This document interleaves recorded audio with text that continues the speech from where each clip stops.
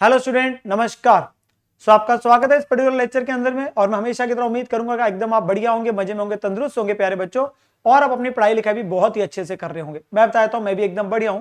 और हम इस लेक्चर के अंदर बेटा रिवाइज करने जा रहे हैं अपने चैप्टर को, जो कि है बेटा financial statement of companies in our subject CA intermediate accounts. So बेटा सबसे पहले हम अपने पास में चेक करेंगे कि इस चैप्टर की प्राइमरीली वेटेज कितनी रही है एग्जाम्स में स्टार्टिंग से लेकर एंड तक। एंड वी कैन कंक्लूड कि मोरलेस इस चैप्टर से बेटा 5 मार्क्स का जनरली अभी तक क्वेश्चन आ रहा है। और वो जो क्वेश्चन आता है वो प्राइमरीली टॉपिक आता है मैनेजरियल रेम्युनरेशन, जो हम करेंगे। और 10 नंबर 20 नंबर 20 नंबर का भी क्वेश्चन आया हुआ, जो कि हमारा बैलेंस शीट पीएनएल से रिलेटेड आपका क्वेश्चन बनता है। सो चलिए अब इस चैप्टर को हम रिवीजन को बेटा शुरू करते हैं। सो बेटा सबसे जो पहला टॉपिक है इस चैप्टर के अंदर में, टोटल में हम 3 टॉपिक्स में डिवाइड करते हैं। एक मैनेजरियल रेम्युनरेशन को लेकर जो हम सबसे पहले करेंगे, फिर डिविडेंड के बारे में बात करेंगे, और फिर हम बात करेंगे कंपनी की बैलेंस शीट और पीएनएल को लेकर। तो सबसे पहला आता है बेटा मैनेजरियल रेम्युनरेशन को लेकर। Now in a case of public company, यहां पर बेटा एक सेक्शन है जो ये बोलता है कि पब्लिक कंपनी केस में जो कंपनी है वो एक पर्टिकुलर लिमिट से ज्यादा रेम्युनरेशन नहीं दे सकती टू द डायरेक्टर्स। तो वहां पे एक उन्होंने कंडीशन डाल दी है कि जो टोटल रेम्युनरेशन है पब्लिक कंपनी के द्वारा डायरेक्टर्स को, वो किसी फाइनेंशियल ईयर में एक्सीड नहीं कर सकती 11% of the net profit of the company for that financial year, जो भी सेक्शन 198 के हिसाब से प्रॉफिट निकाला जाता है। बट कंपनी जनरल मीटिंग में ऑथराइज कर सकती है रेम्युनरेशन 11 से ज्यादा परसेंट, अगर वो देना चाहते हैं तो जनरल मीटिंग में ऑथराइज कर सकते हैं। Overall limit is 11%। हाउएवर बेटा जो इंडिविजुअल लिमिट्स है वो थोड़ी सी डिफरेंट है। ये टोटलिटी में सारे डायरेक्टर्स को मिला के, पर जो इंडिविजुअल लिमिट्स है वो कुछ इस प्रकार से है।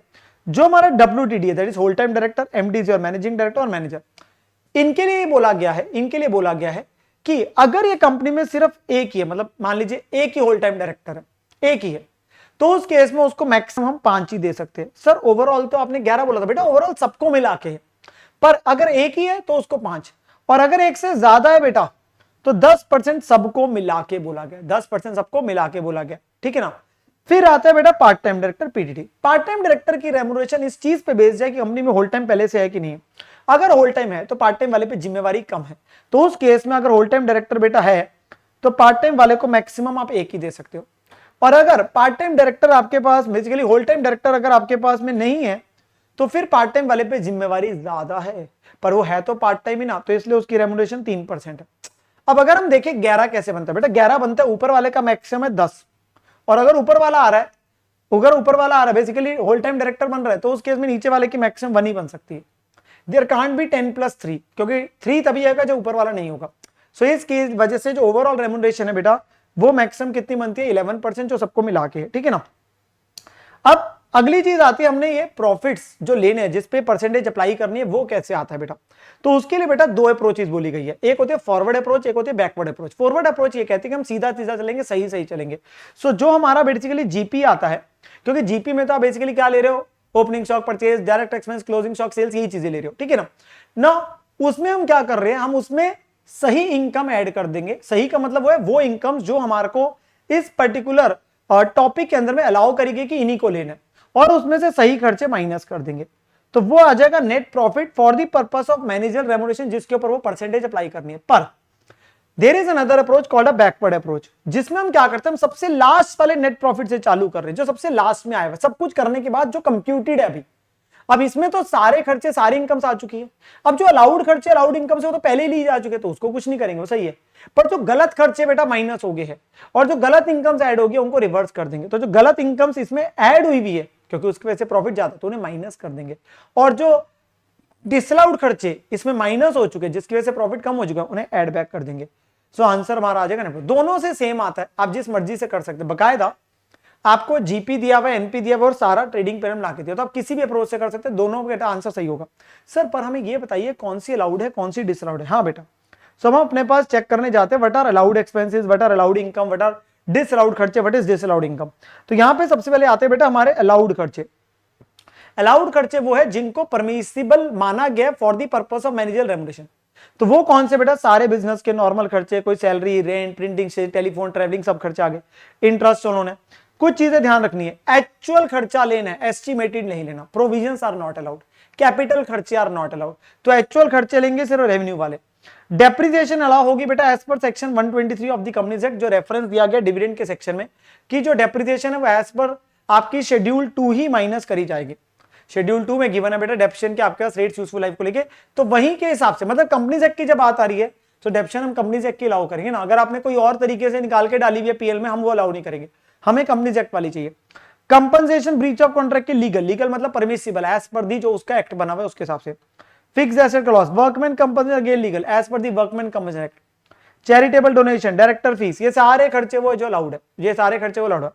डिसअलाउड कौन कौन से, जिन्हें नहीं लेना, कोई भी प्रकार की बेटा प्रोविजन अलाउड नहीं है, provision for tax, provision for doubtful debt, वो नहीं अलाउड।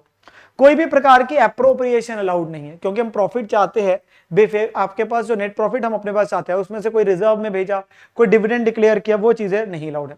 कोई भी कैपिटल खर्चा अलाउड नहीं है, preliminary expenses, return of, scientific खर्चा है, कोई भी कैपिटल खर्चा वो अलाउड नहीं है। Workman compensation only legal allowed थी as per the act, illegal या वॉलंटरीली अलाउड नहीं है। या कमीशन सैलरी टू मैनेजर, हम ये निकाल के क्या चाहते हैं सर, हम निकालना चाहते हैं profit for the purpose of manager remuneration. जितनी आपने इस साल में मैनेजर रेमुनेशन ऑलरेडी दे चुके हो वो अलाउड नहीं है, जितनी आप ऑलरेडी दे चुके हो वो पीएनएल में डली हुई वो अलाउड नहीं, क्योंकि हम उसी से पहले का तो प्रॉफिट चाहते हैं जिस पे परसेंटेज लगानी है। तो अगर कुछ दे चुके हो वो अलाउड नहीं है, क्योंकि वही तो निकालना चाहते हैं बनती कितनी है, ठीक है ना। तो हमारी कोई भी अप्रोप्रिएशन अलाउड नहीं है, कोई भी आपकी प्रोविजन अलाउड नहीं है, कोई कैपिटल खर्चा अलाउड नहीं है, इलीगल वॉलंटरीली खर्चे अलाउड नहीं है, और आपके पास में मैनेजरियल रेमुनेशन अलाउड नहीं है। देन अलाउड इनकम कौन सी है, जो सही इनकम से जिन्हें लेना है, सब्सिडी गवर्नमेंट से मिल रही है जिसे बाउंटीज कहते हैं। Profit on sale of fixed asset सिर्फ रेवेन्यू नेचर कहता है, पर ना नीचे जाके डिसअलाउड में डाला हुआ है profit on sale of fixed asset capital nature. तो ये क्या होता है ये समझना जरूरी है हमें। तो बेटा इन्होंने बोला है, मैं अभी इसे बता देता हूं with help of example, revenue वाला अलाउड है, कैपिटल वाला अलाउड नहीं। सर रेवेन्यू कैपिटल क्या होता है, अभी समझाता हूं एग्जांपल के साथ। इसके अलावा इंटरेस्ट अलाउड है, ट्रांसफर फीस अलाउड है, अलाउड इनकम है। डिसअलाउड में premium on each of share, ये तो सिक्योरिटी प्रीमियम में जाता है, गलती से पीएल में चला गया तो नहीं लेना। Profit on sale of forfeited share, ये कैपिटल रिजर्व में जाता है, अगर गलती से पीएल में चला गया तो उसे नहीं लेना, तो ये चीजें अलाउड नहीं है। अब profit on sale of fixed asset क्या होता है बेटा, सो यहां पर हमारे पास बेटा लेटर से बेटा हमारा एसेट है जिसकी WDV 6 लाख है, और अल्टीमेटली उसकी कॉस्ट जो है वो 10 लाख है, और आपने उसे सेल किया है मान लीजिए 13 लाख में।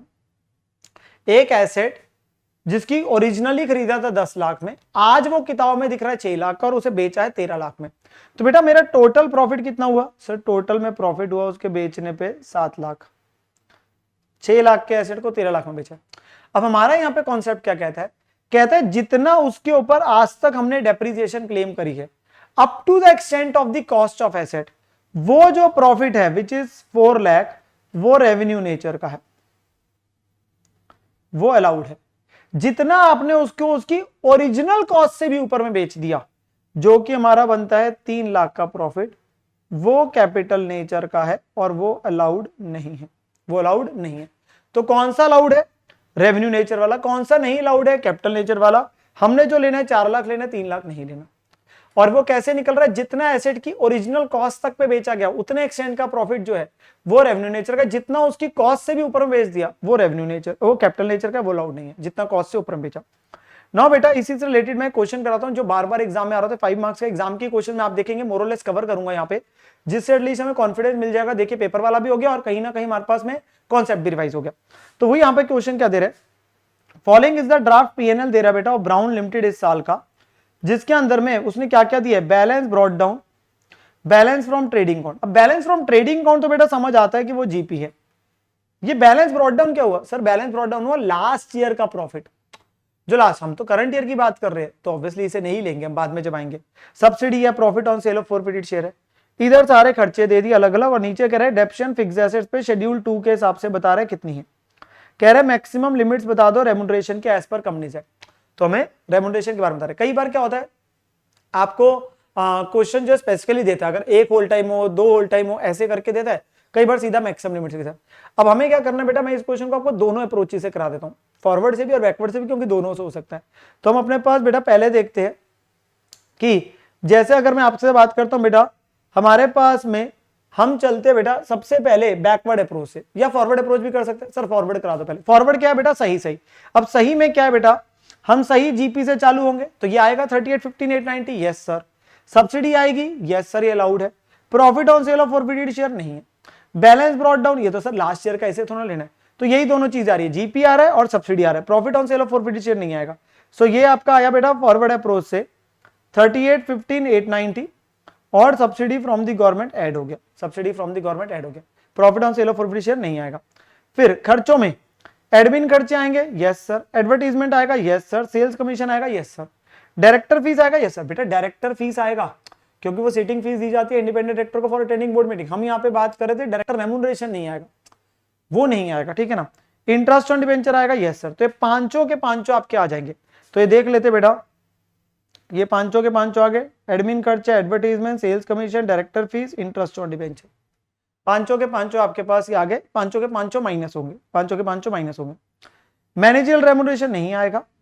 डेप्रीसिएशन, सर डेप्रीसिएशन आपने बोला था शेड्यूल 2 वाली आएगी, वो नीचे अलग से दे रहा है, तो ये वाली अलाउड है, ये वाली अलाउड नहीं है। तो सही वाली लेनी है। सही वाली कौन सी है? शेड्यूल 2 वाली है, तो वही वाली वैल्यू लेनी है 515675। तो नीचे क्या वही ली हुई है? चेक कर लेते हैं। यस सर यही ली हुई है, यही ली हुई है, ठीक है ना। फिर आपके पास कोई और चीज बेटा जो हमारे को लेनी हो, प्रोविजन फॉर टैक्स नहीं लेना, जनरल रिजर्व नहीं लेना, इन्वेस्टमेंट रिवोल्यूशन नहीं लेना, क्योंकि सारी अप्रोप्रिएशंस आ गई, तो आपके पास ये नहीं लेनी है। हमारे पास में बेटा क्या निकल के आ जाएगा? हमारा सही प्रॉफिट। तो सही प्रॉफिट आपका आया, आपकी सारी चीजें टिक हो गई। और मैक्सिमम मैनेजरियल रेम्यूनरेशन कितनी बनती है बेटा? 11% बनती है, जो हमारी मैक्सिमम है। अगर कई बार बोलता है एक होल टाइम डायरेक्टर है तो 5% बोलते, 2 होल टाइम बोलता तो 10 बोलते, होल टाइम के साथ पार्ट टाइम भी बोल देता तो 2 होल टाइम एक पार्ट टाइम तो 11 बनता। तो मैक्सिमम पूछा हमने, सीधा 11 बता दिया। सो ये हमारा फाइनल आंसर आ जाएगा बेटा 294051। अब अगर हम बेटा अपने पास में कर रहे किससे? हम कर रहे बेटा बैकवर्ड अप्रोच से। तो we will start from the final profit. हम शुरू ही इससे कर रहे हैं, लास्ट प्रॉफिट से, which is last profit. This is backward approach. सबसे पहले इसमें जितना पिछले साल का ब्रॉड डाउन है माइनस कर देंगे। क्यों? क्योंकि ये टिल डेट प्रॉफिट है, ये करंट ईयर का नहीं है, ये टिल डेट है। इसमें से जितना पिछले साल का है 627,550 वो माइनस हो जाएगा, तो वो हमने माइनस किया। फिर profit on sale of forfeited share minus किया। क्यों? क्योंकि वो डिसअलाउड इनकम है। अलाउड वाली तो सही एडिड है, उसको कुछ नहीं करना। अब डिसअलाउड को रिवर्स करना है। अब डिसअलाउड खर्चे हमारे रिवर्स होंगे, तो मैनेजरियल रेम्यूनरेशन बेटा 275,550 वो ऐड हो गया, 482,565 वो ऐड हो गया। डेप्रिसिएशन अलाउड नहीं है जो पीएल में दिए, पर कौन सी अलाउड है सर? 515675। तो गलत ऐड कर दी भाई। डेप्रिसिएशन वैसे तो अलाउबल खर्चा है, पर as per companies act allowed है। तो जो पीएल में डली हुई है वो गलत डली हुई है, उसे रिवर्स किया और सही वाली माइनस की, सही वाली माइनस की। फिर प्रोविजन फॉर टैक्स आपके पास बेटा ऐड हो जाएगा 1150,200। फिर जनरल रिजर्व बेटा आपके पास में ऐड हो जाएगा। जनरल रिजर्व में कितना गया? 450। और फिर इन्वेस्टमेंट रिवोल्यूशन रिजर्व ऐड हो जाएगा 52,800। डिसअलाउड खर्चे ऐड हो गए, डिसअलाउड इनकम माइनस होगी। सही वाला जो डेफिशिएंट था वो माइनस हो जाना था, क्योंकि वो डला ही नहीं। तो ये हमारा आंसर बेटा, दोनों से चेक कर लो आंसर। आज जैसे मर्जी कर लो यार, मैथमेटिकल बात है, सही सही कर लो, आप रिवर्स कर लो, जैसे भी कर लो आंसर चलेगा। पेपर में कोई भी एक अप्रोच से करके आएंगे, थोड़ा ना दोनों करनी है। 5 नंबर का क्वेश्चन आना है, किसी भी एक अप्रोच से ही करके आएंगे, ठीक है ना। देन बेटा अगले पे चलते बेटा। अगला टॉपिक क्या है? अगर हमारे बेटा प्रॉफिट्स ही कम है, इनएडिक्वेट है, तो क्या करोगे? सर प्रॉफिट्स पे देना था, डायरेक्टर ने पूरे साल काम किया, कुछ भी नहीं दोगे? नहीं, ऐसा नहीं है। उन्होंने बोला अगर प्रॉफिट्स की कमी है, नील प्रॉफिट्स है, तो हम एक क्राइटेरिया ले रहे बेटा, इफेक्टिव कैपिटल। हम कंपनी की इफेक्टिव कैपिटल देखते हैं और उसके बेस पे मैक्सिमम सालाना रेम्यूनरेशन उन्होंने फिक्स कर रखी है। सालाना मतलब ईयरली मैक्सिमम है, इससे ज्यादा नहीं दे सकते अंटिल अनलेस रेजोल्यूशन पास कर दो। पर आपके पास में जो है ये मैक्सिमम एक बार, इससे कम देना चाहते हो दे दो। तो अगर इफेक्टिव कैपिटल बेटा जो सीखेंगे कैसे आती है, अगर वो नेगेटिव या 5 करोड़ से ही कम है तो मैक्सिमम 60 लाख देख सकते हैं ईयर एंड का, ईयर का है तो एक तरीके से 5 लाख पर मंथ हो गया। 5 से 100 करोड़ है बेटा तो 84 लाख हो गया, बढ़ती जा रही है। 100 to 250 करोड़ हो गया तो 120 लाख, और 250 करोड़ अनुभव है तो जैसे इनकम टैक्स में स्लैब बन गया तो 120 लाख से ऊपर तक आ ही गया था। प्लस जितना 250 से ऊपर है उसका 0.01%, जितना 300 करोड़ है तो 120 लाख तो है ही, जो एक्सेस है 50 करोड़ उसका 0.01% वो कर देंगे। लिमिट्स को इंक्रीज कर सकते हैं अगर रेजोल्यूशन स्पेशल में पास कर दिया, और अगर 1 साल से कम काम किया तो बेटा प्रोराटा हो जाएगा। ऑब्वियस बात है, अगर 3 महीने काम किया तो ये तो ईयरली है तो 3/12 कर दोगे ना, क्योंकि ईयरली मैक्सिमम लिमिट दी है। तो क्लियर बात सेक्शन ने लिख दी कि भाई ऐसा नहीं है कि 3 महीने भी काम किया तो पूरे साल के मिल जाएगी, प्रोराटा हो जाएगा। तो हमारी लिमिट्स बना दी बेटा, up to 5 crore, 5 to 100, 100 to 250, more than 250। और उसके इसमें क्या 60, 84, 120, 120 प्लस 0.01%। मेन क्वेश्चन है बेटा जो इफेक्टिव कैपिटल कैसे आती है। तो इफेक्टिव कैपिटल का मतलब है amount deployed in the basically business, आपने कितना इफेक्टिवली पैसा लगाया। तो हमारे पास क्या आ गया, पेड अप कैपिटल बेटा आ रही है which is equity plus preference दोनों आएगी। इसमें क्या नहीं आएगा, वो एप्लीकेशन मनी नहीं आती जिसकी अलॉटमेंट पेंडिंग है बेटा, वो एप्लीकेशन मनी नहीं आएगी क्योंकि वो पैसा आप कंपनी में यूज नहीं कर सकते जब तक अलॉटमेंट ना हो, वो शेयर एप्लीकेशन अकाउंट में पड़ा होता है, तो इसलिए वो नहीं आता। रिजर्व सरप्लस में बेटा प्रीमियम आ जाएगा, बट रीवैल्यूएशन रिजर्व नहीं लेंगे क्योंकि वो नोशनल रिजर्व है, वो अनरिलाइज रिजर्व है, इसलिए वो नहीं लेना।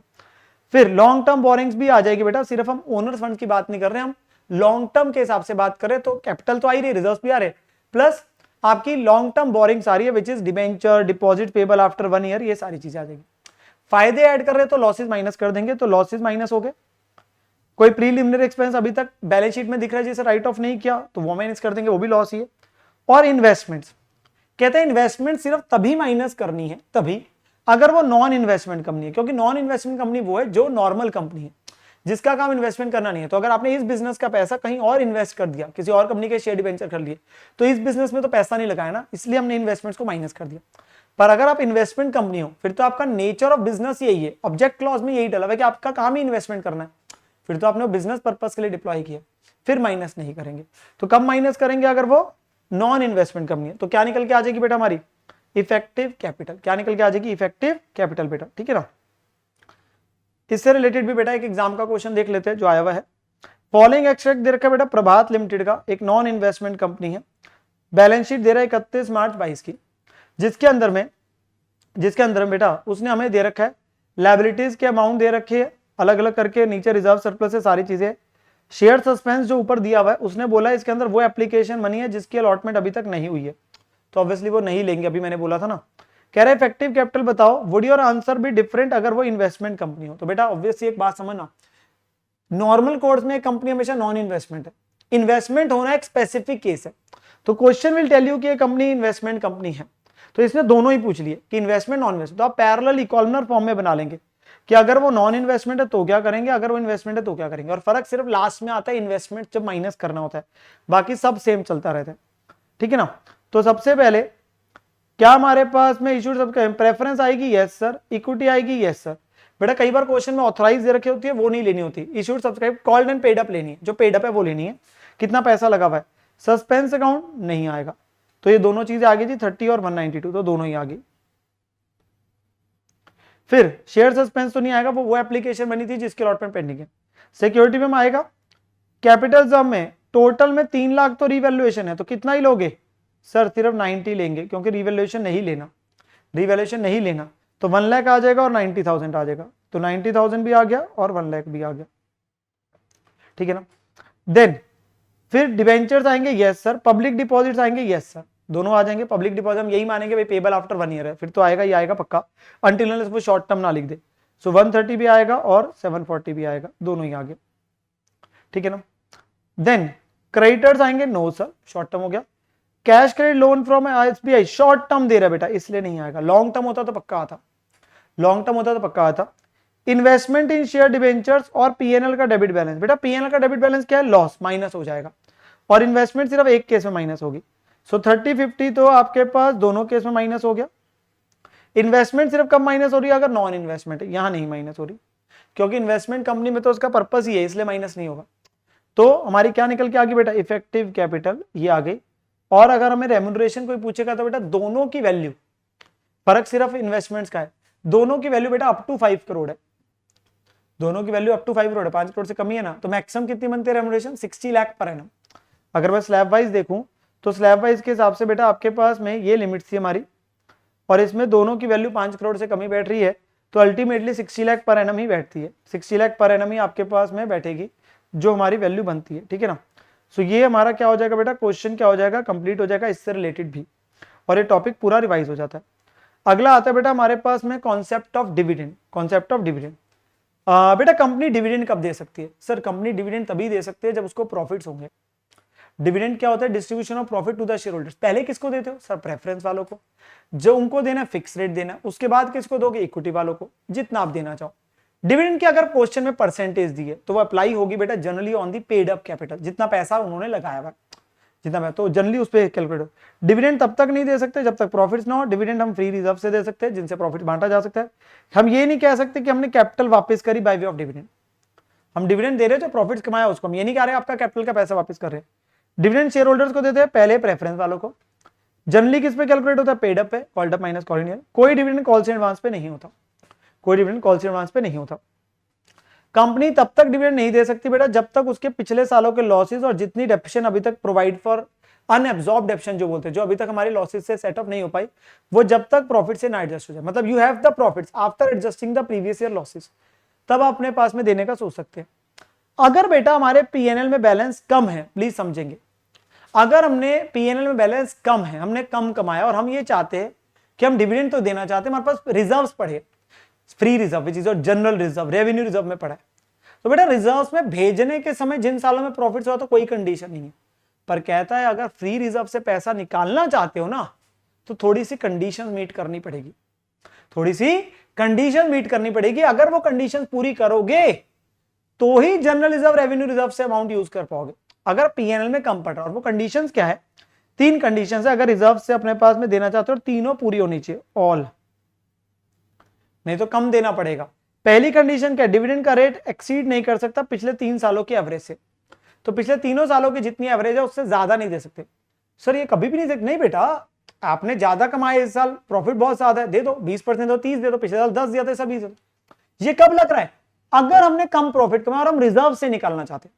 सो if you are going to utilise the reserve, पिछले 3 सालों की अगर एवरेज 10% है तो आप 10 से ज्यादा नहीं दे सकते इस साल। अगर आप रिजर्व को यूज करना चाहते हैं तो आपको 10 या 10 से कम ही देना पड़ेगा। दूसरा, मैक्सिमम अमाउंट जो आप रिजर्व से निकालना चाहते हो, जब रिजर्व से अमाउंट यूज करना चाहते हो, वो paid up capital plus reserve के 10% या उससे कम ही होना चाहिए। मतलब आप एक बार में paid up capital of reserve के 10% ज्यादा पैसा यूज नहीं कर सकते, विड्रॉ नहीं कर सकते। It has to be less than equal to 10% of paid up capital plus reserve. ये नहीं होना चाहिए ना एक बार में सारा खत्म कर दिया तो कंडीशन। पेड अप का मतलब इक्विटी प्लस प्रेफरेंस दोनों है। और minimum amount left in reserves after withdrawal, withdraw करने के बाद कम से कम रिजर्व्स में कितना रहना चाहिए, कहता है 15% of the paid up capital. Paid up capital का कम से कम 15% रिजर्व मेंटेन होने चाहिए। ये नहीं होना चाहिए पिछले सालों की सारी पूंजी एक ही बार में बांट के खत्म करो, रखो रिटेन्ड अर्निंग्स रखो, तो कम से कम पेड अप कैपिटल का 15% होना चाहिए। ये कब करना है, जब पीएनएल में बैलेंस कम है, प्रॉफिट इस साल कम कमाए और हम अपने रिजर्व्स को यूज करना चाहते हैं, ठीक है ना। तो यहां पे बेटा हमारे पास एक एग्जांपल है, बेसिकली क्वेश्चन है, आरटीपी का क्वेश्चन है बेटा, स्टडी मेट में भी ऐसा सेम क्वेश्चन है। तो क्वेश्चन क्या है, कंपनी को inadequacy of the profits in the year ending 31 मार्च, और वो डिक्लेयर करना चाहते हैं 10% डिविडेंड जनरल रिजर्व से। बताओ द अमाउंट जो वो यूटिलाइज कर सकते हैं अकॉर्डिंग टू द रूल्स जो हमारे बने हुए। Equity share capital, general reserve, revaluation of net profit, और एवरेज डिविडेंड पिछले 5 सालों का। 5 लिख रहा है, 3 लिख रहा है तो एवरेज ना, कई बार वो 5 लिख देता, कई बार 3 लिखता है, रूल में एक्चुअली 3 है, ठीक है ना, तो कई बार 5 भी लिख दे कोई दिक्कत नहीं है एवरेज ही, वो सालाना है 12 दिन। तो बेटा सबसे पहले हम ये देखते हैं, हम डिविडेंड देना चाहते हैं कितना, 10%।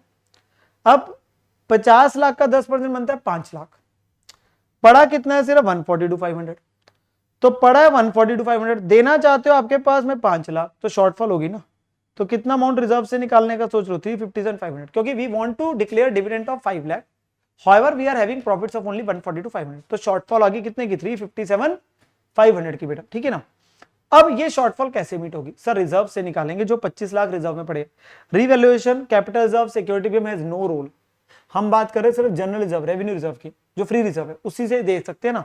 25 लाख से यूज करना चाहते हो, ओवरऑल देखने को तो मिल रहा है, कर सकते हो, पर कंडीशन पूरी करनी पड़ेगी। पहली कंडीशन कि जो हमारा डिविडेंड का रेट है पिछले 3 सालों की एवरेज से कम होना चाहिए, तो 10% 12 से क्या है बेटा, कम है, तो पहली कंडीशन के 12 से कम है तो दे सकते हो। दूसरी condition, paid up capital plus reserve करेंगे, सो 50 लाख प्लस 25 लाख का 10% कितना बनता है, 7.5 लाख। तो जो हम अपने पास में बात कर रहे हैं विड्रॉ करने की, वो आपके पास में लेस देन इक्वल टू होना चाहिए 10% of paid up capital plus reserve. तो हमारे पास जो हम निकालना चाहते हैं 357,500 है बेटा, वो अमाउंट हमारा 7.5 लाख से कम ही बैठ रहा है, paid up capital plus reserves के 10% से कम ही बैठ रहा है जो अमाउंट आप निकालना चाहते हैं। और अगर आप निकाल लोगे तो कितना बचेगा, सर बचेगा 25 लाख माइनस दिस, इतना। ये अमाउंट पेड अप कैपिटल के 15% या उससे ज्यादा होना चाहिए, तो 15% कितना बनता है, 7.5 लाख। तो क्या ये अमाउंट ज्यादा है, yes sir, 21,42,500 is more than 750, is more than 750। तो ये अमाउंट क्योंकि बेटा ज्यादा है तो हम अपने पास रिजर्व्स को से पैसा निकाल सकते हैं। तो कंक्लूजन क्या आया, सिंस तीनों कंडीशंस पूरी होगी तो कंपनी विड्रॉ कर सकती है इतना अमाउंट रिजर्व से। और इजिली अपना 10% डिविडेंड जो देना चाहते दे सकते हैं। अगर बेटा प्रेफरेंस शेयर कैपिटल भी होती तो वो paid up capital second limit और थर्ड लिमिट जो में आया वो लिया जाता, और जो प्रॉफिट था उसमें से पहले प्रेफरेंस माइनस करते फिर इक्विटी का आता, तो शॉर्टफॉल पता चलती, क्योंकि प्रेफरेंस वालों को डिविडेंड पहले दिया जाएगा ना, तो उसके बाद पता चलता। ठीक है ना बेटा? Yes sir. नेक्स्ट बेटा जो हमारा टॉपिक आता है इसमें, that is about the making of the balance sheet and PNL. तो बेटा कंपनी की फाइनेंशियल स्टेटमेंट में कवर होती है balance sheet, PNL, cash flow statement, notes to accounts. हमें बैलेंस शीट और पीएनएल जो बनानी होती है वो schedule 3 to the companies Act के हिसाब से बनानी होती है, और पार्ट 1 में बेटा फॉर्मेट दिया गया बैलेंस शीट का, और पार्ट 2 में पीएनएल का। जनरली जो बनाया जाता है बेटा हमेशा पहले करंट ईयर की फिगर्स आती है और फिर पिछले साल की आती है, ताकि कंपैरिजन हो सके। हमें हमेशा एक ही साल का डाटा देता है करंट ईयर का, तो वही डालते हैं। हेडिंग जो रखी गई स्टेटमेंट फॉर्म में, पहले है बेटा इक्विटी एंड लायबिलिटीज, और फिर आपके पास नीचे जाके आ जाएंगे एसेट्स। इक्विटी एंड लायबिलिटीज में क्या क्या चीजें आती है बेटा? सबसे पहले आती है हमारे शेयर होल्डर फंड्स, जिसमें 3 चीजें बेसिकली क्वेश्चन में 2 ही दिखते हैं, share capital, reserve and surplus. Share capital में मैं मेन पॉइंट बताता हूँ, authorise, issued, subscribe, called and paid up. Balance sheet के सामने जो यहाँ बाहर आने वो तो पेड अप ही आनी है, पर ऑथराइज, इशूड, सब्सक्राइब आपकी डिस्क्लोजर के तौर पे दिखाई जाएगी। रिजर्व सरप्लस में सारे रिजर्व आ जाएंगे, पीएनएल, जन रिजर्व, सिक्योरिटी, पीएम जो भी है वो सब आ जाएंगे आपके पास में। इवन जो हम अपनी अप्रोप्रिएशन है वो कहाँ करके दिखाते हैं? रिजर्व सरप्लस में।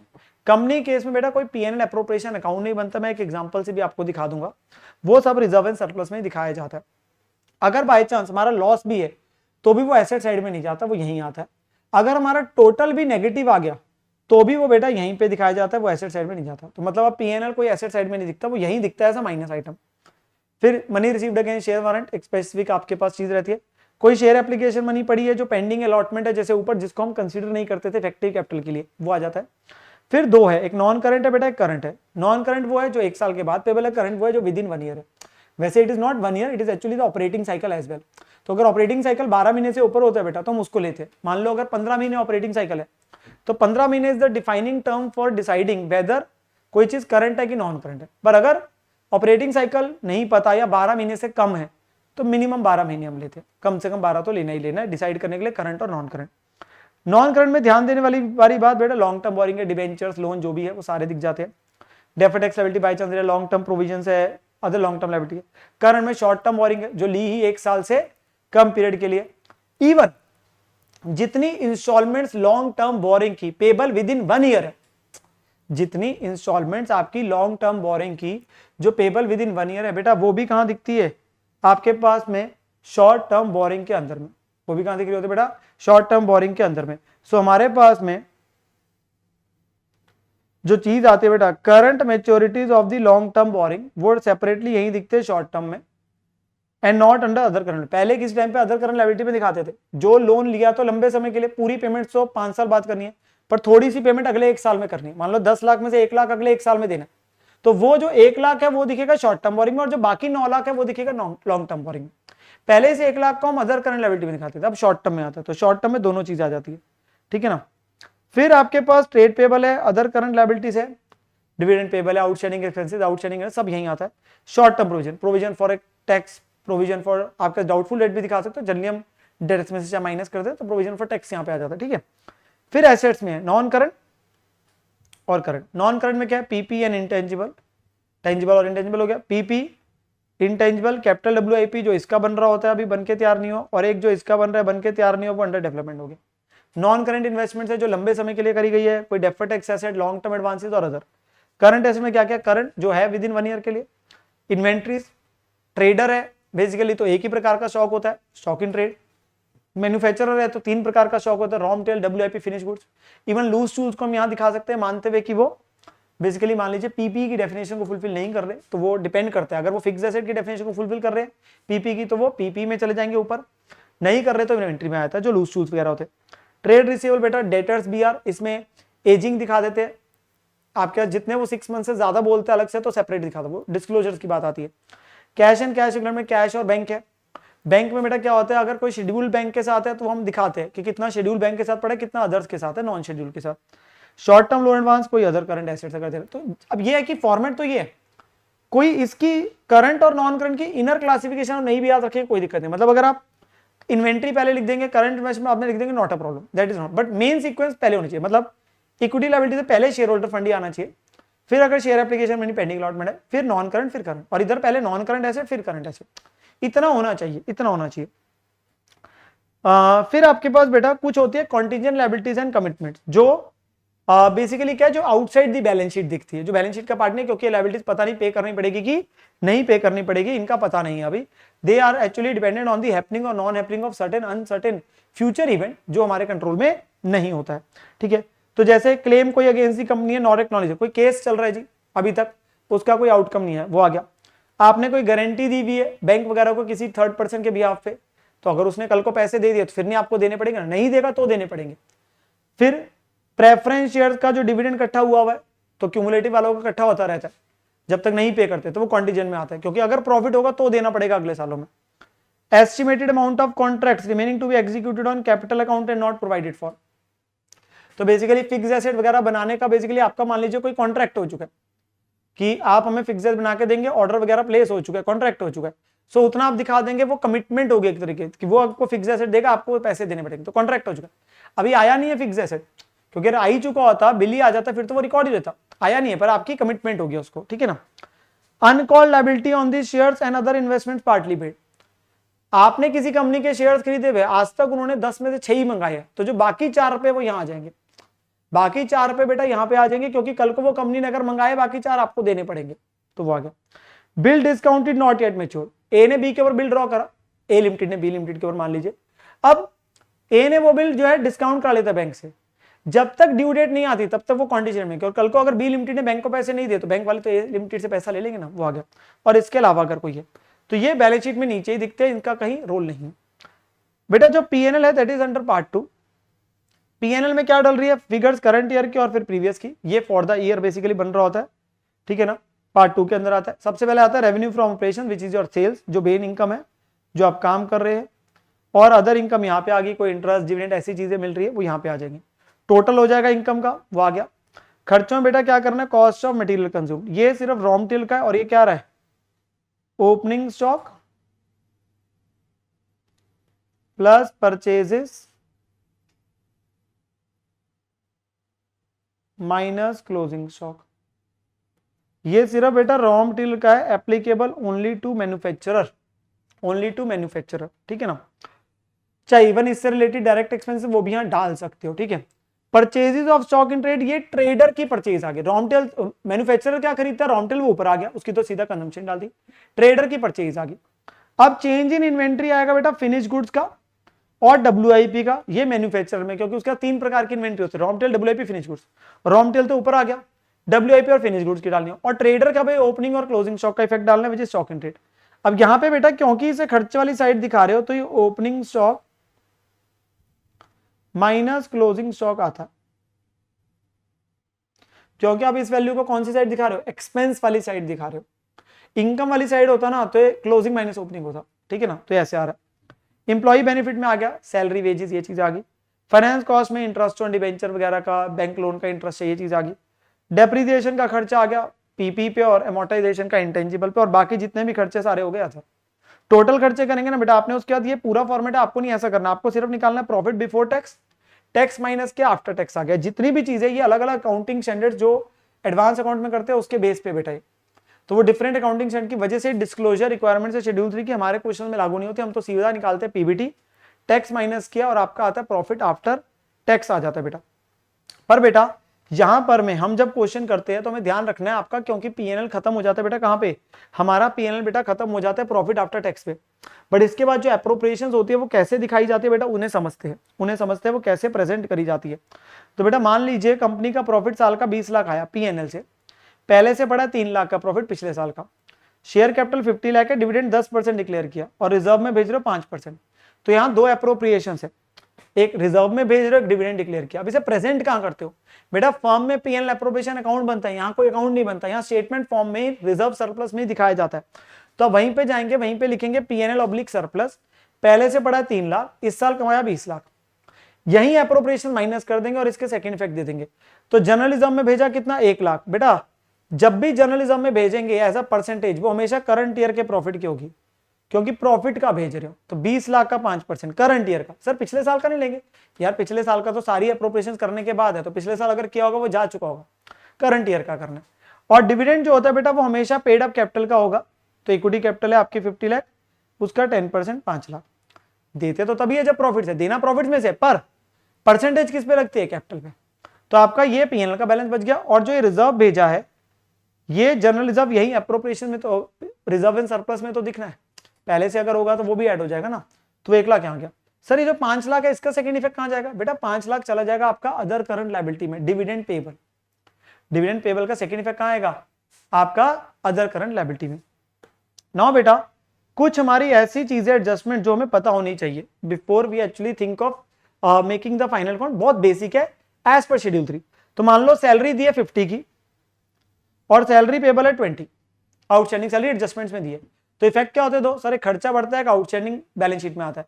अब खर्चा कहां दिखता है सर, इंप्लॉय बेनिफिट एक्सपेंस में, तो वहां 70 हो जाएगा। और आउटस्टैंडिंग सैलरी कहां जाएगा सर, अदर करंट लायबिलिटी में। पर अगर ट्रायल बैलेंस में ही दिया हुआ बेटा, फिर सर ट्रायल बैलेंस में दिया फिर कोई लोचा ही नहीं है ना, फिर तो एंट्री डल चुकी है, बस खर्चा चला जाएगा पीएनएल में 1 लाख और आउटस्टैंडिंग सैलरी सीधा चला गया अदर करंट लायबिलिटीज में, करंट लायबिलिटीज में। तो बात ही खत्म होगी। Trial balance single effect, adjustment 2 effect.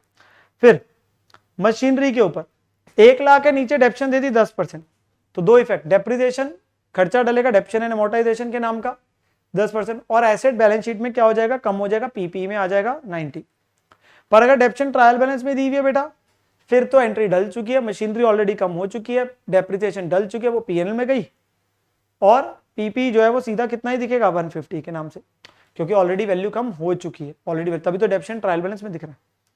फिर अगर हमारे पास बेटा एक्यूमुलेटेड अलग से दे रखी है, कॉस्ट अलग है, एक्यूमुलेटेड अलग है, एक्यूमुलेटेड इकट्ठी की भी डेप्शन, तो ये अब इफेक्टिवली किस पे दिख रही है, ये कॉस्ट है। अब इस केस में बेटा क्वेश्चन हमेशा बताएगा मेथड कौन सा, तो आपको 10% ऑन कॉस्ट मतलब स्ट्रेट लाइन, 10% डब्ल्यूडी मतलब रिटर्न डाउन वैल्यू। कॉस्ट पे दे रहा है तो सीधा कॉस्ट पे लग जाएगा 2 लाख पे, डब्ल्यूडी पे दे रहा है तो बेटा 2 लाख में से 50 माइनस होगा, 150 पे लगेगी डेप्शन। सो 2 लाख का 10% 20 आया और 150 का 10% 15 आया, डिपेंड कर रहा है मेथड कौन सा। क्वेश्चन बताएगा हमेशा जब भी एक्यूमुलेटेड अलग से दे रखी होगी, नहीं बताएगा तो आपके असम्पशन, आप जो मर्जी ले लो। अब बैलेंस शीट में कैसे दिखेगा, कॉस्ट तो अलग ही है 2 लाख, अब एक्यूमुलेटेड कितनी होगी सर, 50 पहले थी, 20 और बढ़ के 70 हो गया, 50 पहले थी, 15 और बढ़ के 65 हो गया, वो माइनस करके दिख जाता है, प्रेजेंटेशन वाइज माइनस करके दिखता है, पर है तो सेपरेट अकाउंट, बिकॉज आप एंट्री क्या डाल रहे हैं यहाँ पे, डेप्शन टू एसेट डाल रहे हैं, no you are passing entry depreciation to accumulated depreciation, इसलिए। और वो एक्यूमुलेटेड को बैलेंस शीट में क्या करते हैं, एसेट में से माइनस करके दिखा देते हैं, ठीक है, यस सर। देन बेटा अगली चीज आती है यहाँ पे कि अगर बाय चांस सीधा ही दे दिया तीनों चीजें, मशीनरी, एक्यूमुलेटेड और डेप्शन, तो एंट्री डल चुकी है, डेप्शन टू एक्यूमुलेटेड, तो डेप्शन खर्चा गया पीएनएल में, एसेट और एक्यूमुलेटेड बैलेंस शीट में आ गया, माइनस होकर 50,000 means include 10,000 for the year, ठीक है ना। फिर आपके पास जनरली जो होता है, ओपनिंग स्टॉक दिया होता है, परचेज दिया होता है ट्रायल में, और क्लोजिंग स्टॉक नीचे दिया होता है एडजस्टमेंट में। अब परचेसेस दिखाओगे बेटा पीएनएल में सेपरेटली, और चेंज इन इन्वेंट्री दिखाओगे, ट्रेडर है ना, क्योंकि एक ही स्टॉक दे रहे हैं, तो चेंज इन इन्वेंट्री कैसे आता है, opening minus closing, opening minus closing, 50 minus 30 20 आ गया। तो हम यहाँ पे ऐसे नहीं करते, ट्रेडिंग अकाउंट में करते ना, 2 opening stock 50 by closing stock आपके पास में 30, नो, आप क्लोजिंग स्टॉक को खर्चे वाली साइड डाल के सीधा नेट डाल रहे हो, ओपनिंग माइनस क्लोजिंग 20 आ गया।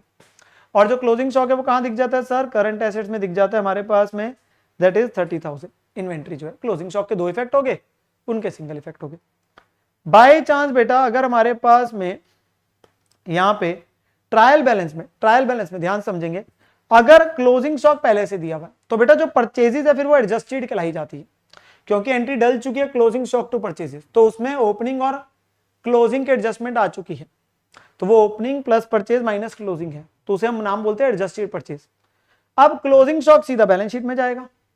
अब यहाँ पे आप परचेज और चेंज इन इन्वेंट्री कर ही नहीं सकते, क्यों सर, बेटा you don't know the opening stock, आपको इफेक्ट देने की बात है तो आप अपने पास पीएनएल में सीधा ही लिखेंगे एडजस्टेड परचेज 3 लाख, क्योंकि आपके पास ये ऑलरेडी परचेज और इन्वेंट्री का सब कुछ इफेक्ट करने के बाद है, यू कैन नॉट बाइफरकेट, तो इसलिए आप नहीं कर सकते, तो ऐसे ही दिखाएंगे, ठीक है ना बेटा, यस सर। और हमारे पास बेटा इन्वेंट्री कहां दिखी, बैलेंस शीट में, ठीक है ना। अगर लिखा है अलग से इसके अलावा कि क्लोजिंग स्टॉक 20,000 ज्यादा है ओपनिंग से, अब आप आइडेंटिफाई कर सकते हैं, क्लोजिंग स्टॉक 50 है और वो ओपनिंग से 20,000 ज्यादा है, तो ओपनिंग 30 हुआ, you know opening plus purchase minus closing equal to 3 lakh, and you know opening and closing, तो परचेज आ जाएगी बेटा 320, क्योंकि आप खुद देखो opening 30 plus 320 purchase minus closing 50, 3 lakh के बराबर हो गया ना, तो परचेज भी निकाल लो। अब आप अपनी प्रेजेंटेशन ऐसे कर सकते हो जैसी फॉर्मेट मांगता है, क्या परचेज अलग दिखाओ, चेंज इन इन्वेंट्री अलग दिखाओ। चेंज इन इन्वेंट्री कैसे आ रहा है, opening minus closing 30 minus 50, net effect 3 lakh ही है, पर आप प्रेजेंटेशन दिखा सकते हो तो दिखानी है फॉर्मेट के हिसाब से, क्योंकि हम कम दिखा सकते हैं प्रेजेंट। और क्लोजिंग स्टॉक हमारा इन्वेंट्री साइड पे ही दिखेगा 50,000, ठीक है ना, उसमें कोई प्रॉब्लम की बात नहीं है बेटा, ठीक है जी। यस सर, यहां तक तो बेटा हमारे पास ये वाली एडजस्टमेंट क्लियर हो जाती है। इसके बाद कुछ मैं डिविडेंड रिलेटेड भी आपको बताने जा रहा हूं, क्योंकि जहां बच्चों के ये ऐसी एडजस्टमेंट है जो क्वेश्चन में आती है, इसलिए मैंने इनको क्या क्या आपके साथ बेटा अलग से यहीं पे डिस्कस कर लेता हूं ताकि हमें कंफ्यूजन ना आए। अब डिविडेंड रिलेटेड में क्या है, अगर डिविडेंड ट्रायल बैलेंस में मतलब उसकी चीजें गिवन है, तो मान लो डिविडेंड पेबल दिया हुआ है क्रेडिट में ट्रायल बैलेंस में, तो एंट्री ऑलरेडी डल चुकी होगी बेटा, पीएनएल टू डिविडेंड पेबल डल चुके तभी तो वो आ रहा है। अब प्रॉफिट ऑलरेडी कम हो चुका है, अब सिर्फ लायबिलिटी साइड पे दिखाना है, कहां पे, अदर करंट लायबिलिटीज में दिख जाएगा, करंट लायबिलिटीज में। अगर हमारा डिविडेंड पेड दिख रहा है या इंटरिम डिविडेंड पेड दिख रहा है 30,000, तो क्या एंट्री डली होगी सर, डिविडेंड टू बैंक, इसी की वजह से आएगा ना। मैं तो जैसे सैलरी होता है यार, सैलरी अगर डेबिट में दिख रहा है तो सैलरी टू बैंक डली है तभी तो वो दिख रहा है, क्रेडिट दिख रहा था आउटस्टैंडिंग सैलरी तो सीधा लायबिलिटी में चला गया। अब इसको क्या करते हैं, सैलरी को तो एम्प्लॉय बेनिफिट में डाल देते हो, ये हमारा पीएनएल में नहीं दिखता, पर ये प्रॉफिट में से कम तो करना है आप, तो प्रॉफिट में से कम करने के लिए इसे कहां दिखाते हैं, बस note to reserve and surplus में, बस ये इतनी सी बात होगी। तो मतलब एक इफेक्ट हो चुका है, मतलब अल्टीमेटली एंट्री डल चुकी है, इफेक्ट हो चुका है, हमें तो बस इसको ट्रांसफर करना है, प्रॉफिट से कम करना है, तो वो कर दिया हमने कहां पे, अप्रोप्रिएशंस के तौर पे नोट टू रिजर्व सरप्लस में। फिर अगर आउटसाइड द ट्रायल बैलेंस है बेटा, अगर डिविडेंड प्रपोज है उसकी कोई अकाउंटिंग एंट्री एज सच नहीं होती है डिविडेंड प्रपोज की, वो सिर्फ डिस्क्लोजर दे दिया जाते हैं नोट्स टू अकाउंट्स में। हमारी एंट्री तभी होती है बेटा अगर डिविडेंड डिक्लेयर किया गया 31 मार्च या उससे पहले, अगर 31 मार्च के बाद डिक्लेयर किया गया तो हम उसकी कोई एंट्री नहीं लेंगे, उसकी एंट्री उसी तारीख को होती है जिस दिन डिविडेंड डिक्लेयर होता है, जिस दिन डिविडेंड डिक्लेयर होता है हम सिर्फ डिस्क्लोजर नोट्स में देके छोड़ देंगे नीचे चाहे क्वेश्चन के, बट हम इफेक्ट तभी लेंगे अगर वो 31 मार्च या उससे पहले हो रहा है, उसके बाद वो जिस साल हो रहा है उस साल में होगा। तो डिविडेंड डिक्लेयर्ड की एंट्री क्या डलती है, जो पहले भी मैंने दिखाई थी, पीएनएल टू डिविडेंड पेबल। तो क्या करोगे बेटा, रिजर्व सरप्लस में एक तो प्रॉफिट कम हो जाएगा, पहला इफेक्ट प्रॉफिट कम किया, और दूसरा इफेक्ट डिविडेंड पेबल कहां दिख गया, अदर करंट लायबिलिटी में।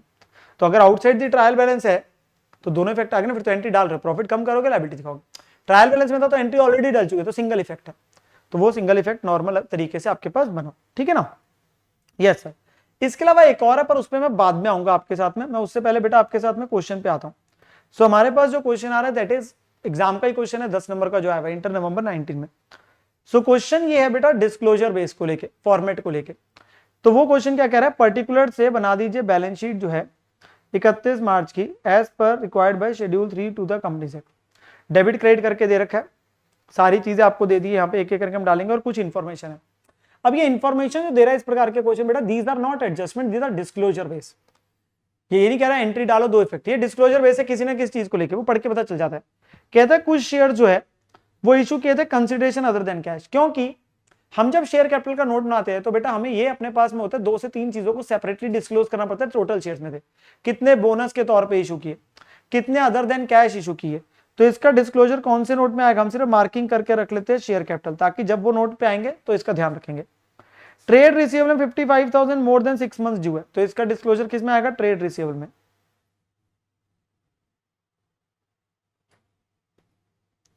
फिर बिल्डिंग की कॉस्ट और प्लांट एंड मशीनरी कितनी कितनी है, इतनी इतनी दे दी, इसका रेलेवेंस आएगा बेटा पीपीई का जब बनाएंगे। एक लोन लिया हुआ था स्टेट फाइनेंस कॉर्पोरेशन से, hypothecation plant and machinery secured है, उसके अंदर में 10,000 का एक्रूड इंटरेस्ट जुड़ा हुआ है, तो इसका रेलेवेंस आएगा लॉन्ग टर्म बोरिंग में, जो लोन हमने लिया हुआ। और जो बैंक के साथ बैलेंस है उसमें 15,000 जुड़ा हुआ है आकाश बैंक के साथ, जो शेड्यूल्ड नहीं है, तो इसका रेलेवेंस आएगा बेटा कैश एंड कैश इक्विवेलेंट में, जहां बैंक बैलेंस दिखता है।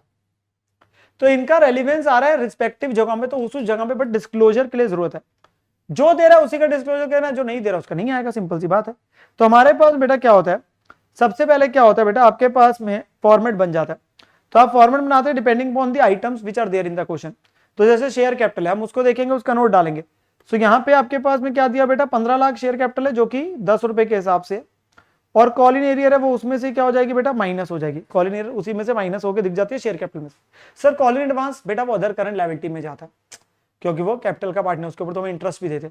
सो ये 15 लाख में से 5,000 माइनस हो गया और साथ में जो पहला पॉइंट है उसका भी रेलिवेंस आएगा। सो 15 लाख मतलब 1,50,000 शेयर्स हो गए। सो हम जब शेयर कैपिटल का बेटा equity and liability, share holder fund, share capital दिखेगा, सो आना 1495 में माइनस हो गया, पर वो प्रेजेंट कैसे हो रहा है?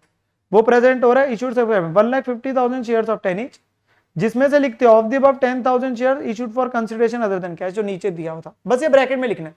ऐसे अगर कुछ लिखा होता 20,000 बोनस शेयर है तो बस इसमें लिखना out of the above 20,000 shares for issued for basically आपके पास issued by way of bonus. तो 15 लाख है, कॉल इन एरियर यही माइनस किया तो नेट कैपिटल आपकी आ गई, नेट कैपिटल आपकी आ गई 14,95,000। फिर रिजर्व्स एंड सरप्लस के लिए बेटा हमारे पास में क्या दिया हुआ है? जनरल रिजर्व है 270 और पीएनएल अकाउंट दिया 106,800। सो ये दोनों चीजें आ जाएगी, कोई अप्रोप्रिएशन की बात नहीं है तो ये दोनों चीजें डल जाएगी, 270 और 106,800। सो 270 भी आ गया, 106,800 भी आ गया, 376,800 हो गया जो हमारा रिजर्व एंड सरप्लस है, और वो ऊपर आपके पास में 376,800 यहाँ टिक हो गया। फिर आती है नॉन करंट लायबिलिटी में बेटा लॉन्ग टर्म बोरिंग, हमें लोन्स वगैरह का देखना है तो कौन कौन से लोन है वो हम देख लेते हैं और टिक कर लेंगे। सो बेटा लोन्स के में हमारे पास loan from the state finance corporation है 210 और इसके अलावा एक अनसिक्योर्ड लोन भी लिया हुआ है 165। अब 210 का तो नीचे पॉइंट था कि 210 में एक तो वो secured by hypothecation plant machinery, तो हम रेफरेंस देते भाई सिक्योरिटी क्या दे रखी है, दे रहा है तो हम भी मेंशन कर देंगे, और दूसरा इसमें 10,000 तो एक्रूड इंटरेस्ट है बेटा, वो तो अदर करंट लायबिलिटी में जाएगा, आउटस्टैंडिंग इंटरेस्ट है। और अगर इसमें लिखा होता कुछ instalment payable within 1 year है, अगले 1 साल में, तो वो जाता है शॉर्ट टर्म बोरिंग में, पर एक्रूड इंटरेस्ट है। सो हमारा तो 2 लाख ही आएगा ना यहाँ पे, 2 लाख और 165 आ रहा होगा। सो 2 लाख आएगा loan from state finance corporation, वो सिक्योर्ड वाला है, और सिक्योर्ड किससे वो भी मेंशन कर दिया, और एक अनसिक्योर्ड आ गया 165, और जो 10,000 था वो कहां चला गया, अदर करंट लायबिलिटीज में आउटस्टैंडिंग इंटरेस्ट जो है, एक्रूड इंटरेस्ट 10,000, एक्रूड इंटरेस्ट 10,000 वहां गया, तो ये दोनों टिक हो जाएंगे हमारे 365 और 10,000, ठीक है ना। करंट लायबिलिटीज में बेटा हमारा क्या क्या है, ट्रेड पेबल डायरेक्टली आ गया 267, यस सर डायरेक्टली आ गया 267, उसका नोट बनाने की जरूरत नहीं है। और फिर आपका प्रोविजन फॉर टैक्स 72,000, ये कहां दिखता है सर, शॉर्ट टर्म प्रोविजन में, शॉर्ट टर्म प्रोविजन में, सो शॉर्ट टर्म प्रोविजन में आ जाएगा प्रोविजन फॉर टैक्स 72। बेटा नोट प्लीज मेक श्योर अगर सिंगल आइटम भी है तो भी बनेगा, बच्चे कई बार बोलते हैं सर इसको सिंगल आइटम में छोड़ देते, नहीं बनाना है, आइटम डिफरेंट है, आपको एक एक का भी है चाहे बनाना है, बेन या 10 नंबर मिलने हैं तो एक एक का नोट टू अकाउंट बनाना ही बनाना है, ठीक है। फिर आपकी बेटा ये देखेंगे तो आपके सारी आइटम जो क्रेडिट वाली थी वो टिक हो गई, रिस्पेक्टिव नोट्स में डल गई। अब आते हैं एसेट साइड पे, non current asset PP and intangible, सबसे पहले पीपी में आ गया। सो ये 3 है, land, building, plant and machinery, इसके अलावा और तो नीचे और कोई भी नहीं है। सो ये तीनों चीजें दिखनी है बेटा हमारे पास में। सो पीपी में आपके पास दिख जाएगा, लैंड तो डायरेक्टली आ गया 5.5 लाख, यस सर 5.5 लाख था बेटा। बिल्डिंग और प्लांट मशीनरी की ये जो वैल्यूज है क्या दे रखी है सर, WDV, और नीचे इनकी कॉस्ट अलग से दी है, वाई सो ताकि आप प्रेजेंटेशन वाइज दिखा सके, कॉस्ट माइनस डेप्शन करके, ये वैल्यू बेटा आफ्टर डेप्रिसिएशन है, नीचे कॉस्ट अलग से दे। तो बिल्डिंग की कॉस्ट है 5.5 लाख, अभी वैल्यू है 485, तो 550 में से अगर 485 माइनस करूंगा तो आज तक डेप्शन बनती है 65, बस हमें प्रेजेंट करके दिखाना है, तो हमने दिखा दिया 550 माइनस डेप्शन 65, तो नेट वैल्यू 485 है। नेट वैल्यू वही है जो ट्रायल बैलेंस में, प्रेजेंटेशन के लिए कॉस्ट लिख दी ताकि माइनस डेप्शन कर सके। सेम तरीके से ये 560 आफ्टर है और पहले कितनी है 625, तो 625 में से माइनस करना है हमने, तो 560 आएगा बेटा। तो 560 हमारे पास कब आएगा, अगर डेप्शन कितनी है 65 है, तो वही आ गया। तीनों को ऐड करेंगे तो 1595 हमारा टोटल बन जाएगा पीपीई का। इस क्वेश्चन बेटा कोई भी इंटेंजिबल नहीं है तो कोई भी नहीं आ रहा, पीपीई आ गया। फिर आती है बेटा आपके पास में अगली चीज, इन्वेंट्रीज डायरेक्टली डाल देते हैं जो कि 315 है, डायरेक्टली डाल दी 315। ट्रेड रिसीवेबल हमारे पास में कितने दिए बेटा 295, है तो सिंगल आइटम पर इसका नोट क्यों बनाएंगे, नीचे लिखा है इसमें से 55 due for more than 6 months है, तो जितने due for more than 6 months है वो अलग हो गए, बाकी लेस देन 6 मंथ्स हो गए। सो 295 में से आपके due less than 6 month, due more than 6 month दोनों आ गए भाई, टोटल 295 है, due for more than 6 month डाला और लेस देन 6 मंथ्स आ गया, नॉर्मल तरीके से लिख देंगे वो, ठीक है ना। Then cash and cash equivalent बेटा, कैश इन हैंड दिया 37,300, तो कैश इन हैंड डाल दिया आपके पास में 37,300 का, उसमें कोई दिक्कत नहीं है।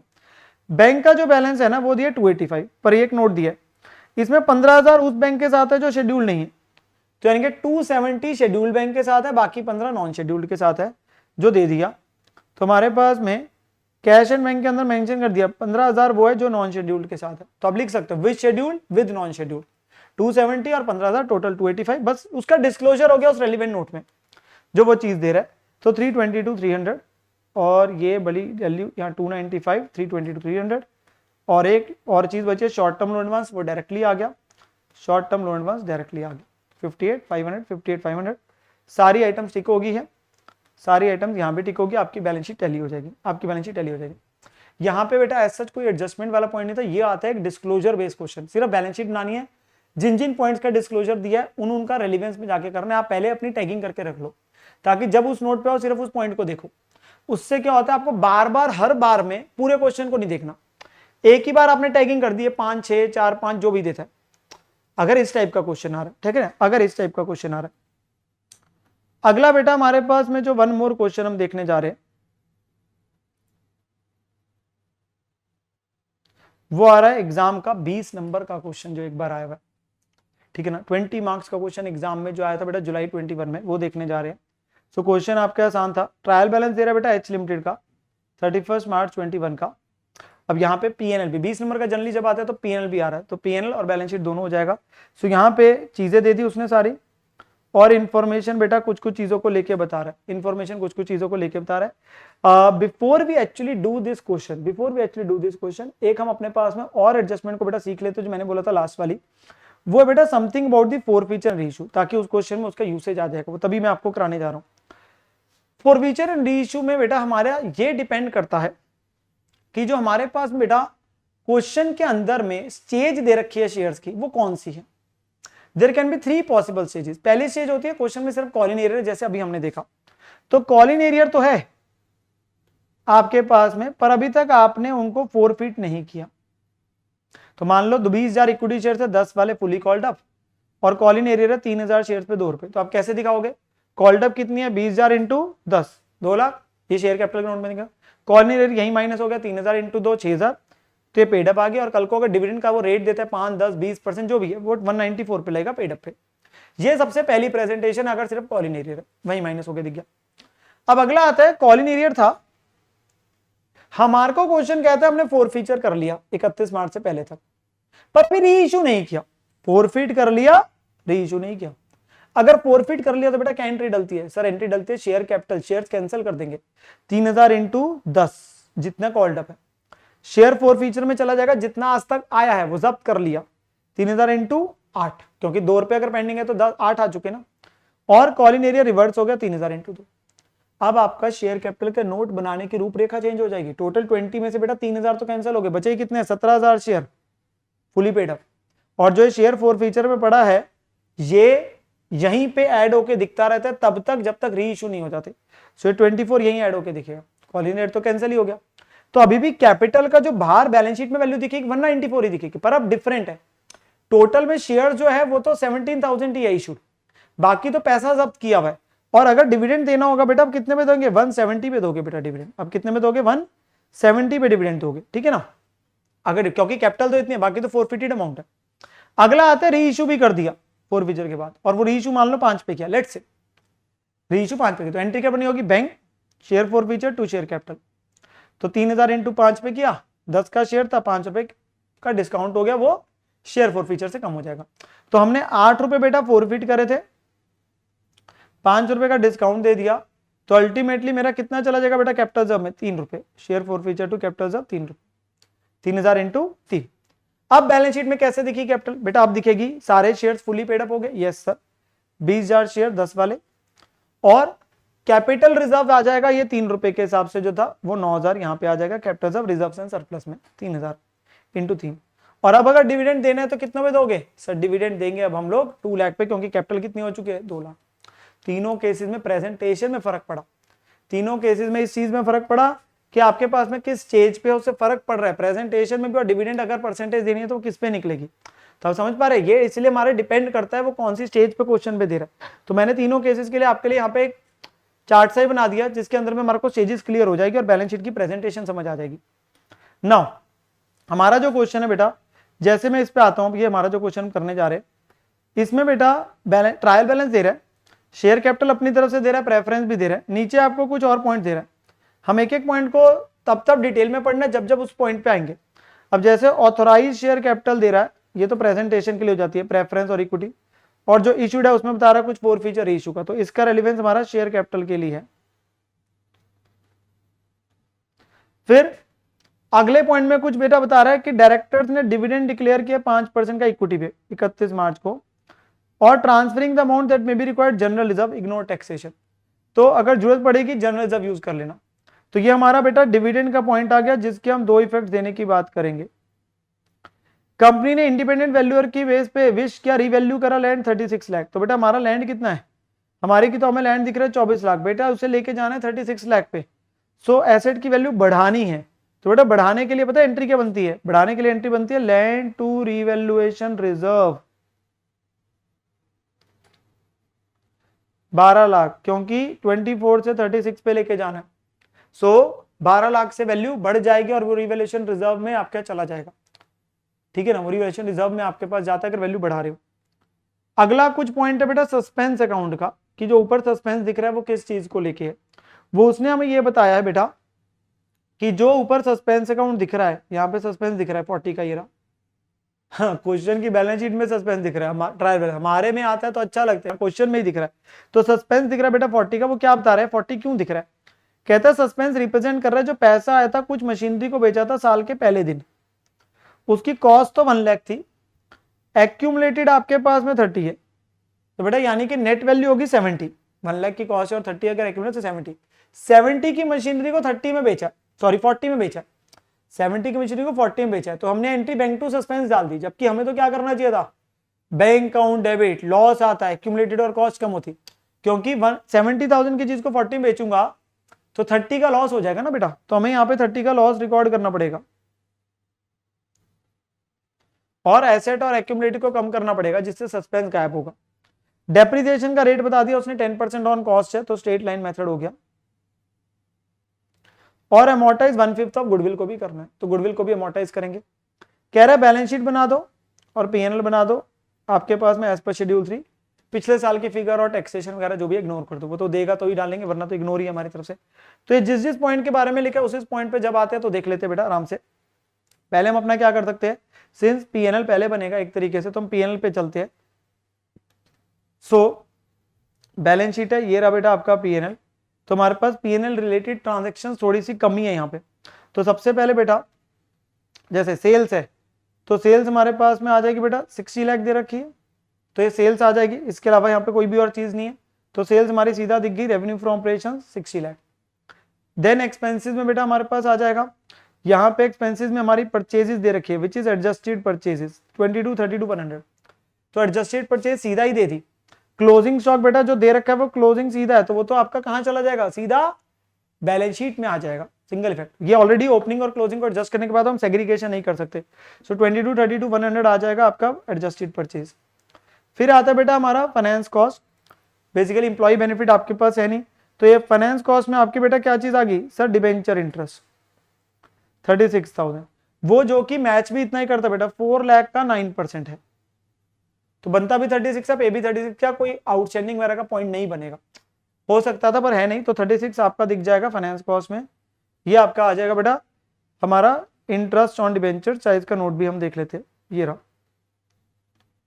अगले वाले यहीं से देख लेते फिर टोटल डाल देंगे। अगला आता है बेटा डेप्रिसिएशन वगैरह का, सो डेप्रिसिएशन एंड मोटाइजेशन के लिए प्लांट मशीनरी कितने की बेटा, प्लांट मशीनरी है 770 की, बेटा 770 की प्लांटर मशीनरी तो दे दी, पर इसमें बेटा इस पे थोड़ी ना आप 10% लगा दोगे, बेटा प्रॉब्लम थी पॉइंट नंबर 4 की, आपने फर्स्ट डे बेचा भी 1 लाख की कॉस्ट वाली को, तो 770 में से 1 लाख की फर्स्ट डे बेच दी, एंट्री उसकी डाली नहीं, तभी तो सस्पेंस दिख रहा है, तो हमारी अगर एंट्री डालते हो तो कितनी रह जाती है 670, ऑन कॉस्ट है, तो स्ट्रेट लाइन मेथड हो गया, तो 670 का 10% बनेगा, तो प्लांट एंड मशीनरी पे जो डेप्शन आनी बेटा 770 में से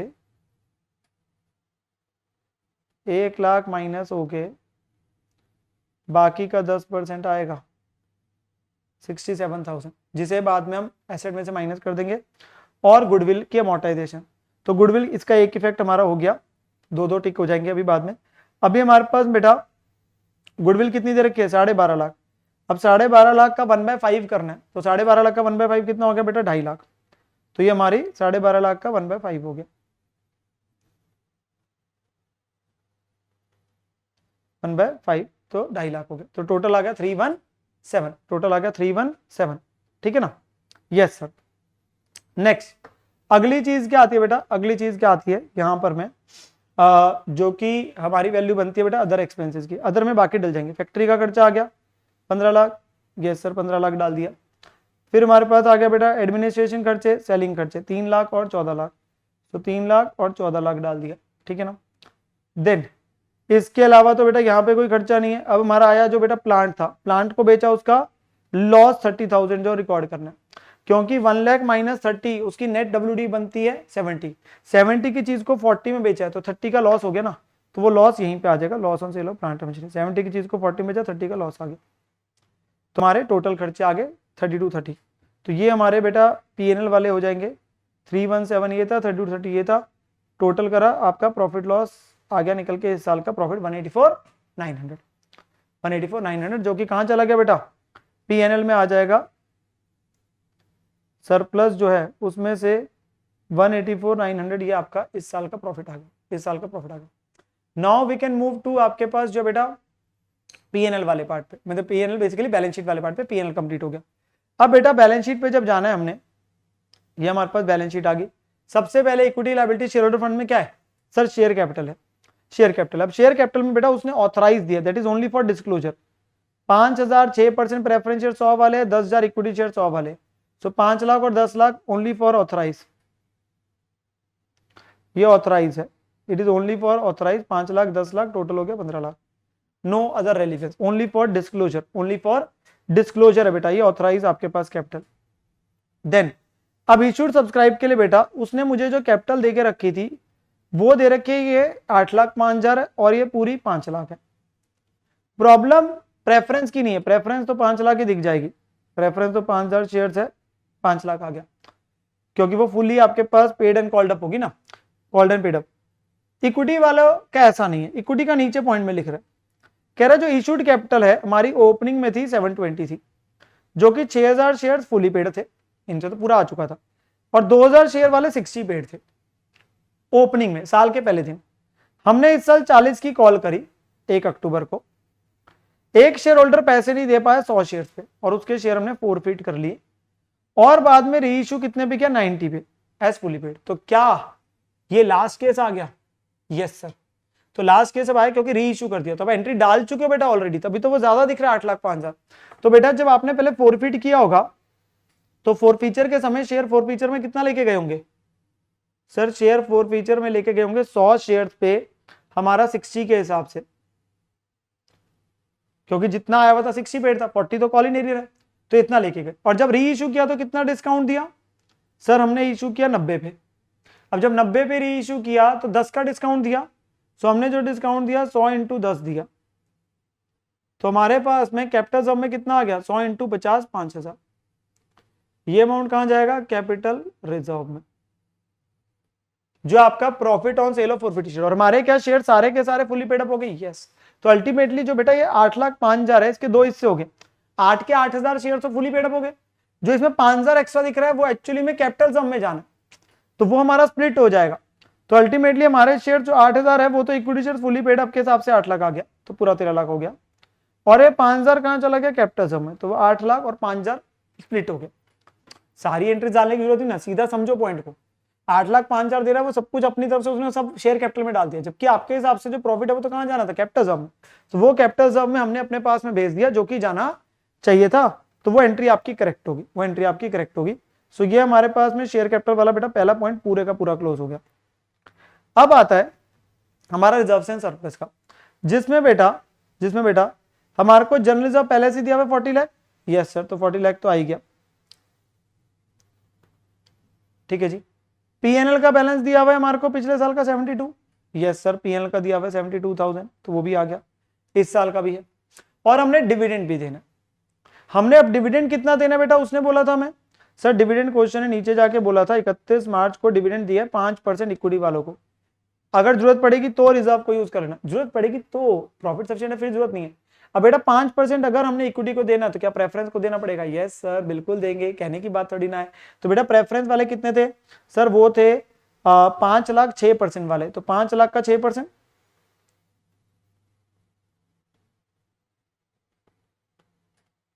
और इक्विटी वाले कितनी है 8 लाख की कैपिटल, जो भी हमने करी 8 लाख की कैपिटल है, उस पर 5%, तो ये हो गया 40 + 30 70,000, तो प्रॉफिट कम होकर कितने रह गए 186,900। और डिविडेंड पेबल का सेकंड इफेक्ट क्या हो गया सर, अदर करंट लायबिलिटीज में चला जाएगा, तो अदर करंट लायबिलिटीज जब आएगा तो डिविडेंड पेबल हमारा आ जाएगा प्रेफरेंस और इक्विटी का 30 40 70, दोनों इफेक्ट हो गए, प्रॉफिट कम हो गया। अगर यही बेटा ध्यान सुनो, अगर मेरे प्रॉफिट थे 70 से कम होते, मान लो प्रॉफिट्स होते 60,000 तो देना 70 है, तो 10 में जनरल रिजर्व से कम कर देता। अब यहां ना मैं वो कंडीशंस नहीं लगाता जनरली फुल फ्लेज क्वेश्चन में, जो मैंने सिखाई थी 3 कंडीशंस लगती है, वो हम फुल फ्लेज वो कह रहा है तो हम यूज कर ले, पर वो तभी करोगे ना जब प्रॉफिट कम पड़ते। दूसरी चीज, अगर बेटा क्वेश्चन में डिविडेंड बोलता कि 3 अप्रैल या 4 अप्रैल को दिया, तो आप कुछ ना करते, आप सिंपली नीचे लिख के आ जाते क्वेश्चन के, क्योंकि भाई आपके पास अगले साल दे रहा तो अगले साल एंट्री डालेगी, अभी कुछ नहीं डालेगा, सिर्फ हम नोट देके छोड़ देते इतना कंपनी ने डिविडेंड डिक्लेयर किया, ठीक है ना, तो उसका कुछ भी नहीं होगा, उसका कुछ भी नहीं होगा। प्लीज मैं दोनों पॉइंट बता दिए कि अगर प्रॉफिट्स कम पड़ते हो जनरल जब से यूज करते हैं वो कही रहा है, और दूसरा अगर देते ही 31 मार्च के बाद तो उसका कोई रेलेवेंस नहीं होना था, ठीक है ना। सो डिविडेंड का हमारे पास में दोनों इफेक्ट आपके हो गए, डिविडेंड प्रॉफिट भी कम कर दिया और लायबिलिटी में भी। अगला बेटा ये लैंड वाला पॉइंट था, 36 लाख पे लेके जाना, तो एंट्री क्या बनी थी 24 लाख से 36 लाख, 12 लाख का रिवैल्यूएशन रिजर्व, ये कहाँ आएगा रिजर्व एंड सरप्लस में, सो 12 लाख का रिवैल्यूएशन रिजर्व भी आ गया, तो टोटल हो गया आपका 53,91,900। और लैंड कितने पे अब आ जाएगी 36 लाख पे जो पीपी में आएगी, so land 24 lakh plus 12 lakh 36 lakh होगी लैंड। सो लैंड भी मैं अपनी तरफ से टिक कर देता हूं, और ये पॉइंट भी पूरा टिक हो गया, थर्ड पॉइंट दोनों इफेक्ट की वजह से। और आपके पास बेटा लैंड भी हमने टिक कर दी, मैंने 24 लाख, ठीक है ना, लैंड भी आपकी टिक कर दी। अब हम बाकी चीजें देख लेते बेटा अभी एक बार के लिए लायबिलिटी साइड की। सो यहां तक हमारे पास बेटा कैपिटल हो चुका है, रिजर्व सरप्लस हो चुका है। अब लॉन्ग टर्म बोरिंग आपके पास रह गया, अदर करंट लायबिलिटी भी हो गया था, डिविडेंड पेबल जो हमारा था, ठीक है ना, अगर कोई आउटस्टैंडिंग इंटरेस्ट वगैरह ये होता है वो भी वहीं आता है। हमारे पास जो बचा बेटा वो लॉन्ग टर्म बोरिंग है और trade payable. So long term borrowing में जो चीज आ रही है बेटा वो डिबेंचर्स है, क्वेश्चन है दिए हुए, तो वो आ जाएंगे 4 लाख के, 9% डिबेंचर्स है तो वो आगे 9% डिबेंचर 4 लाख। और ट्रेड पेबल डायरेक्टली दिए हुए बेटा आपको, ट्रेड पेबल उसका वैसे नोट बनाने की कोई जरूरत नहीं है, वो सीधा भी लिख दो, no need to make the note, वो दिया हुआ यहाँ पे बेटा इसीलिए है, वैसे कंपल्सन नहीं है, वो सीधा भी आ जाएगा, वो सीधा भी आ जाएगा। सो ये हमारे पास बेटा कौन सी साइड होगी, लायबिलिटी साइड, टोटल आ जाएगा बैलेंस शीट का लायबिलिटी साइड का। Equity and liability side will be completed, equity and liability side will be completed, हमारे पास ये हो जाएगा। जो क्रेडिट वाली सारी चीजें हो चुकी है, प्रोविजन फॉर डेप्शन पड़ा है, उस पर हम आ जाते हैं अभी। अब हमारे आते हैं बेटा जो एसेट्स है, टेंजिबल एंड इंटेंजिबल। सबसे पहले बेटा पीपी पे चलते हैं, इंटेंजिबल पे अलग से आ जाएंगे। सो पीपी वाले में लैंड तो हो चुका है, अब प्लांट एंड मशीनरी ओपनिंग में कितना था सर, ओपनिंग में 770, पर 770 में से 1 लाख कम कर देंगे जो बेची थी, यस सर, तो कितना रह गया 670। ये हमारा प्लांट एंड मशीनरी का वैल्यू रहेगी, तो प्लांट एंड मशीनरी की वैल्यू जो है बेटा वो 670 है, करेक्ट। और इसमें से हमने एक्यूमुलेटेड डेप्रिसिएशन माइनस करनी है। वो एक्यूमुलेटेड डेप्शन कैसे आएगी बेटा सर, एक्यूमुलेटेड आएगी, ओपनिंग कितनी है सर 172, ओपनिंग कितनी है 172, जो बेचा था उसकी कितनी थी सर 30,000, तो एक्यूमुलेटेड कम होगी 30 से कॉस्ट कम होगी, एक्यूमुलेटेड से एक्यूमुलेट कम होगी, तो नेट में WDV कम होगी ना, क्योंकि दो अलग अलग अकाउंट बन रहे, कॉस्ट अलग एक्यूमुलेट अलग। और जो इस साल की डेप्शन है वो इसमें ऐड हो जाएगी, जो कि थी हमारी 67,000,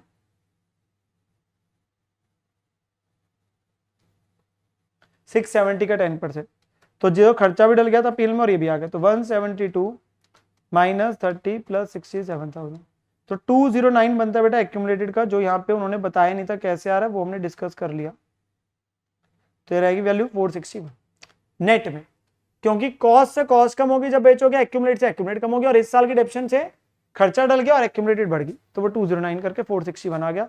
तो हमारा फिक्स एसेट भी टिक हो जाएगा, एक्यूमुलेट भी टिक हो जाएगा, और वो पॉइंट आपका पूरे का पूरा क्या हो गया, सस्पेंस वाला खत्म हो गया बेटा, और डेप्शन का भी खत्म हो गया, ठीक है ना। अब आपके पास बेटा इसमें गुडविल दे रखी थी 12.5 लाख की, उसमें 1/5 को हमने 2.5 लाख को कम किया था, अमोर्टाइजेशन डाला था, तो कितना बचा 12.5 लाख में से 2.5 लाख कम किया तो कितना रह गया बेटा 10 लाख, कितना रह गया हमारा 10 लाख गुडविल की वैल्यू रहेगी, जो कि इंटेंजिबल में दिख रही है।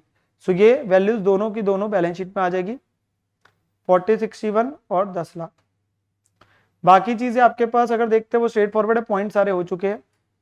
सो ट्रेड रिसीवेबल डायरेक्टली आ गया 96, कोई डिस्क्लोजर नहीं है, 96 आ गया। फिर इन्वेंट्री एज इट इज आ गया 950, इन्वेंट्री एज इट इज आ गया 950।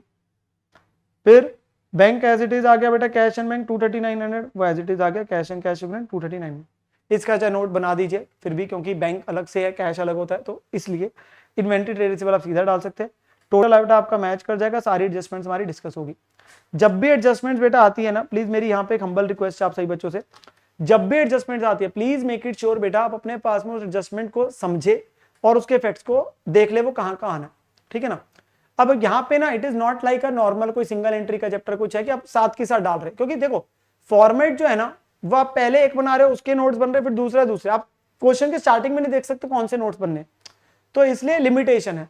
तो यहाँ पे जो सी चीज बना रहे हो उसके नोट्स बने, पहले मान लो पीएनएल बना रहे हो, क्योंकि पहले पीएनएल बनाओगे फिर आपके उसके नोट्स आ रहे, फिर बैलेंस शीट है उसके नोट्स आ रहे, चाहे नोट्स इकट्ठे हो जाए, but as a student but I feel answer बाद में प्रोवाइड करना तो आसान है, बट एज अ स्टूडेंट पहले आप पीएनएल बनाओगे तो आप बैलेंस शीट बना पाते हो, तो इसलिए वो नोट नंबर आपके पास कोई दिक्कत भी आते हैं पर वो इकट्ठे दिखे फॉर्मेट में, चाहे पहले पीएनएल हो गया फिर बैलेंस शीट हो गया फिर नोट नंबर्स आ गए, बट पहले आप एक एक चीज करके करेंगे, पैरेलली नहीं हो सकता यहाँ पे, it is not something T shape में इजीली मैनेज हो जाएगा, आपको नहीं पता कितनी स्पेस लगेगी, क्या है स्टेटमेंट फॉर्म है ना, तो इस वजह से मेक इट श्योर कि आप एक चीज एक टाइम पे कॉन्सेंट्रेट करें पर टिक करते चले, तभी क्वेश्चन पे क्या रहता है बेटा, कंट्रोल रहता है। और इसके साथ ही बेटा हमारा जो पर्टिकुलर आपका ये चैप्टर था, ये मैंने पूरे का पूरा एंड टू एंड आपका डिस्कस कर लिया, क्वेश्चन भी आपको करा दिया, इसी टाइप के क्वेश्चन आते हैं, डिस्क्लोजर बेस है जो 10 नंबर का था, पीएनएल बैलेंस शीट है वहां पे ध्यान रखना है, मैंने सारी एडजस्टमेंट्स आपका डिस्कस भी कर ली, मैनेजर रेम्युनरेशन इफेक्टिव कैपिटल वाला भी टॉपिक डिस्कस हो गया, डिविडेंड का भी टॉपिक डिस्कस होगा। होपफुली आपके पास बेटा चैप्टर आपका पूरा रिवाइज भी हो गया होगा और आपको अच्छे से समझ भी आ गया होगा जितनी चीजें हमने यहाँ पर डिस्कस करी है। मेक श्योर आप बच्चे हमेशा से अपने अच्छे तरीके से तैयारी करते रहिए, मेरी बेस्ट विशेस और ब्लेसिंग्स हमेशा से आप सही बच्चों के साथ में। Take care student and bye bye, मुलाकात होगी अब अगली वीडियो में, बाय बाय।